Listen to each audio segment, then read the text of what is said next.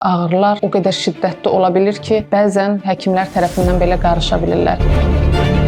Lyme xəstəliyinin nevroloji əlamətlərini qeyd edəcəmsə, xüsusilə bunlardan üçünü bilməyiniz vacibdir. Birinci növbədə fasial sinir palsi, bu üz sinirinin iflici nəticəsində xüsusilə bir tərəfli deyil, iki tərəfli olduqda Lyme xəstəliyindən şübhələnmək lazımdır. İkinci növbədə meningitlər, baş ağrı, bulantı, qusma, boyun sərtliyi, temperaturun olması və daha sonra qolda, ayaqda zəiflik, hissiyyat pozulmaları kimi əlamətlərlə müşahidə edilən ciddi bir nevroloji xəstəlik. Üçüncü isə qeyd etmək istəyirəm nevropatiyalar. Lyme xəstəliyi olanlarda çox sayda sinir tutulduğuna görə gəzən ağrılar, hissiyyat pozuntuları olur. Onlar müxtəlif qarışqa gəzməsi, yanma, soyuq hiss etmə kimi nevropatiyanın əlamətlərini, eyni zamanda burada ağrılar o qədər şiddətli ola bilir ki, bəzən həkimlər tərəfindən belə qarışa bilirlər. Hətta bel ağrıları xüsusilə siatik sinirlə belə əlaqələndirilə bilir. Amma əslində Lyme xəstəliyinə bağlıdır. Ona görə təbiət qoynunda istirahət edən insanlar, təbiətdə yaşayan insanlar genəllərlə ehtiyatlı olmalıdır. Onların sancması zamanı bu xəstəliyin ola biləcəyini nəzərə almalılar və vaxtında həkimə müraciət edərək bu barədə məlumat verməlidir.